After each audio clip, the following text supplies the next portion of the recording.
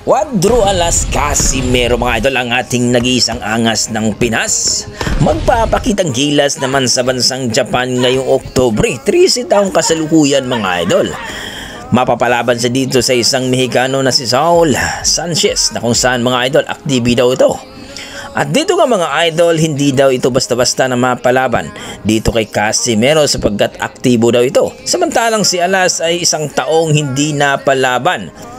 Well mga idol, marami nagsasabing mahina daw itong promoter na Alas. Dapat daw na aalis na daw itong si Casimero kasi last contract na daw ito sa kanyang promoter na Hapon. Well mga idol, depende yan. Kung magustuhan ang performance ni Alas ngayon, maaring mag-continue o mag-renew ng kontrata si Alas. Pero depende pa rin ni Alas mga idol kung papayag. Pero ayon sa ating mga boxing fans na dapat daw na lilipat na ito ng promoter sapagkat hindi naman daw natuloy ang 3 beses na siyang lumaban. At dito nga mga idol, ayon sa ating mga boxing fans, dapat na itong lilipat dito kay Bob Arum. Sa palagay natin mga idol, mas maigi kay Bob Arum para matuloy na talaga. Ayon sa ating mga boxing fans, wala nang kawala itong si Naoya Inoue. Kung sakali itong si Casimero ay pipirma dito kay Bob Arum sa kanyang kontrata mga idol.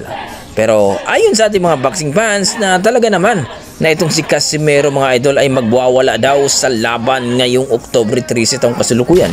Kaya nga daw ito ay lumipid na maagang pumunta sa Japan mga idol para daw sa kanyang malupit na training o hard training mga idol sa bansang Japan. At napasabak na nga sa training mga idol at sparring ang ating pambato. Ika nga, talagang napakagandang kondisyon ni Alas ngayon mga idol. So sa puntong ito mga idol, kung makikita daw ni Naoya Inoue ang laban ni Casimero dahil magpapasikit daw siya uli sa bansang Japan, ay wala na daw itong kawala sa kanya. Talagang lilipat daw ito kay Bob Arum.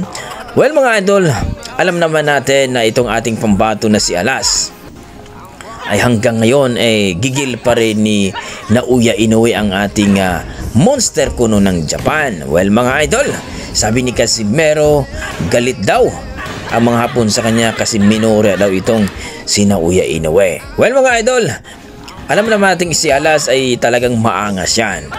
Pero sana mga idol, maganda ang training ni Casimero ngayon para mapatunayan niya sa lona na hindi na siya laos. Kasi marami nagsasabi na laos daw itong si Casimero at hinihingal na daw. Kumbaga, maigi na daw magretiro. Pero para sa akin mga idol, may ibubuga pa si Casimero. Kaya abangan natin sa July 13 mga idol kung talagang matikiu itong si Sanchez mga idol. Marami nag-aabang dyan at talaga namang gustong-gusto natin makita si Alas uli sa luna sapagkat exciting pong panoorin. So kayo dyan mga idol, anong masasabi nyo dito sa laban ni Casimero at Sanchez? May pugot ulo bang mangyayari? I-komento mo na sa baba mga idol para ating pag-usapan. Maraming salamat.